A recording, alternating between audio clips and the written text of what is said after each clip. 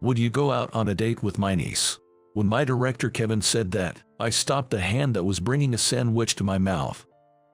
I'm sorry for the sudden request, but I'll make it worth your while. Just name it. Today was a rare occasion.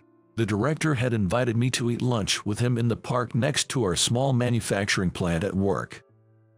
I had a feeling he wanted to talk about something, but I never imagined it would be a date invitation.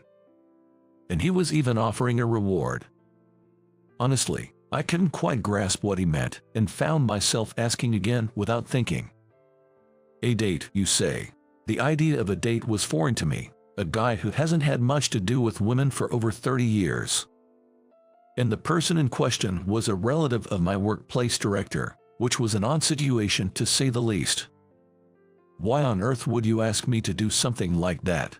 Well, you see, you don't have a brother or cousin who looks just like you, do you? No, I don't have anyone like that. It's just that I showed my niece a picture of you and she said you were her first love. Remember that photo from when the union members went camping? I cooked up some great camp food and I showed her the photo from then. You were in that picture, right? That's when she blushed and said, "That's the guy I first fell for," and now she says she wants to meet you. I couldn't believe it. I had no idea who it could be from my past. But what's with this convenient story that sounds like a drama? I'm just as surprised as you are. The director gave a wry smile in response to my words. My name's Michael. I'm 33 years old. I'm just an unremarkable, single guy who's never been much of a hit with the ladies, working as a rank-and-file employee at a small-town manufacturing factory. For some reason, the other day, I was picked to be the date for my director's niece. And let me tell you about this girl. She's drop-dead gorgeous. I let out a big sigh as I stared at her picture on my cell phone. Her name's Emily. She's apparently a college student turning 20 this year. To think that I could go on a date with such a pretty girl. And to be invited by her. Oh, how lucky I am. So, you'll meet with her, right? Yeah, of course. I stuffed a sandwich into my mouth with gusto. From that day on, every day was thrilling, and I couldn't wait for the date. When was the last time I had a date with a girl? Oh, but I've got to be careful. She's the niece of my director, the department head. If she reports back that I was all googly-eyed just because she asked me out, I'll be in deep trouble. Thinking about all this, I tried to calm my racing heart as I headed to the station to meet her. There he is. You're Michael, right? Huh? I was taken aback by the sudden sweet voice. In that moment, I found myself face to face with a woman I didn't recognize. Not good. Our lips were too close, and I found myself becoming conscious of her. You're Emily, right? I straightened up and tried to appear calm as I spoke. Yes, that's right. I'm looking forward to today. She smiled at me with joy. She's definitely cute. I was captivated by her smile, as warm as a spot in the sun. Michael, let's start by going to a cafe. Oh, okay. Snapping back to reality, I decided to ask something that had been on my mind for a while. By the way, I heard from the director that we've met before, right? Was it during elementary school, or maybe in middle school? Even looking at her face, I couldn't remember meeting her in the past. Then Emily said with an embarrassed laugh, "Well, I told my uncle you were my first love, but actually, I just thought you were my type after seeing a picture of you. I heard from my uncle you weren't married, so I thought I'd like to meet you." As she said that, she blushed, looking into my eyes, and smiled warmly again. I couldn't look away from her smile. And so, my date with Emily began. But that day, I was completely at her mercy the entire time. "Here you go. Have some ice cream. Open wide, please." "I can eat by myself, you know." I managed a nervous laugh and told her that, to which she puffed her cheeks and said, "Oh, come on. Today is our date, right? You could at least indulge me that much." "Really? Oh, okay. Got it." I gave in and ate the ice cream she offered. But man, This is embarrassing. Then she gently stroked my cheek with her finger. Whoa, what? You had a bit of ice cream on your cheek. Hey, don't startle me like that. Why not? We're lovers for the day, aren't we? She scooped some vanilla ice cream with her spoon and took a bite herself. Delicious. You can't beat vanilla ice cream. I was surprised by how forward she was, considering we had just met that day. Is this what all young folks are like nowadays? Lovers for a day. Her words gave me a bit of a pang in my heart. After eating at the cafe, we went to see a movie at her request. I hardly ever watch movies, so I was really taken with the sweet romance story. Sharing a large bucket of popcorn between us also made me feel thrilling. Time with the lovely Emily flew by, and I was sad that this fun time was going to end just after one day. Hey, if it's not too much trouble, I'd like to see you again. Then she just looked down, saying nothing. What? Did Emily feel something was off after dating me? Of course, that would make sense. If there's more than a decade age difference, it wouldn't be strange to have a generation gap in many areas. She would probably feel some discomfort too. While I was lost in thought, she dropped a bombshell. I might disappear soon. What do you mean? I asked, bewildered. She then looked down and slowly started to speak. I'm sick. I have a heart condition I was born with. I might not be around much longer. I could only widen my eyes in shock at her words. She then told me what was happening to her. I've had this heart condition since I was born, and the doctors said I need a transplant to live a longer life. There's talk about going abroad for the surgery. It's terrifying. As she said this, tears welled up in her eyes. Apparently, she had been dealing with this heart condition since she was young and was told by doctors that she needed an organ transplant. Even though a transplant should give her a chance at a healthy life, she seemed afraid and hesitant about it. Surgery isn't always 100% successful, you know. That thought alone is terrifying. Tears began to spill from her eyes.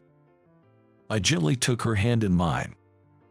It's gonna be okay. You'll find a great doctor who'll take good care of you. You'll get better and come back to us. I looked straight into her eyes as I reassured her. This feels like old times.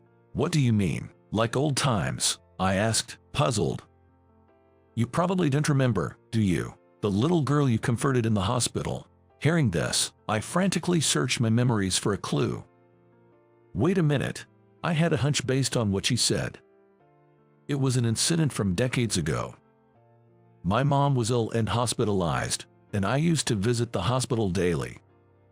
My mom's room was a large shared room, and every time I visited, there was a little girl from the pediatric ward who would come to see my mom. She was a bit of a handful, sneaking in to see my mom without the nurses knowing. Convincing her to go back was my job. Are you, Emmy? I couldn't help but raise my voice. You finally remembered. I was waiting until you did. She laughed shyly. But you know, when we reunited, I felt a tad lonely. After all, you didn't remember me at all. Well, I'd never guessed the director's niece was that little Emmy. Meeting you here of all places. All my memories came flooding back, recalling the old times. When I would sneak out of my room to go see your mom, you would call me Emmy and escort me back to my room. I'm going to admit now, I did it on purpose to get some attention from you. Is that right? Yeah, because no one would play old maid with me. She smiled sadly and gently lowered her gaze. Back when she was hospitalized, she couldn't get along with the other kids in the pediatric ward and was often alone. She must have felt lonely. She often snuck out of her room, giving the nurses a hard time, the little mischief maker. My mother, well, she always had a soft spot for her. You always cared for me too, playing with me along with your mom, but when she was discharged, you stopped coming to the hospital, which left me feeling really lonely. I didn't even ask for your contact information, so when my uncle showed me your picture, I was shocked. You did a good job recognizing me. Well, you hadn't changed a bit. Impressed by her sharp memory, I couldn't help but chuckle. So, that little girl had been thinking of me all this time. I'm still going back and forth between the hospital and home. The doctors say the number of visits would decrease if I get the transplant. Don't worry, you'll be fine. I spoke to her with gentle assurance. She looked up, surprised, with tears welling up in her eyes, turning them towards me. I was so anxious, thinking, what if the surgery doesn't go well? I desperately wanted to see you, Michael, so I asked my uncle to bear with me and asked you to come along today. I took her hand and squeezed it firmly, conveying a certain message. Tears quickly overflowed from her eyes. Is that okay with you? Yes, please do. At my words, she wiped away her tears and responded. Emily came home crying yesterday. I was really worried about her. The next day, I talked to my director about the date during our lunch break. Was she still crying? Yeah, she cried all the way home and had a rough night. Turns out, the director had been like a father to Emily. I'm sorry for taking up a whole day of your time when you were so busy. By the way, what would you like as a thank you? To the director, I replied. For the date, I'd like to ask for Emily herself. Please let me have her. That's what I had told her. That once the surgery was successfully over, we would officially start dating. After the transplant surgery is done, I'd like to date her with marriage in mind. Emily was so happy she cried all night. She couldn't believe she'd get to marry her long-admired Michael, and she said she wants to live a long life, for your sake too. Is that so? I'm glad. It was the first time I'd ever seen Emily cry tears of joy like that. I hoped my confession would give her even a little bit of support as she faced her surgery with fear. I truly believed that from the bottom of my heart.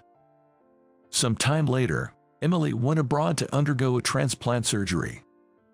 And thankfully, the surgery was a success. Now, I spend my days enjoying the email exchanges with Emily, who's in the hospital. Recently, I've been feeling so well, I wish I could fly right back there.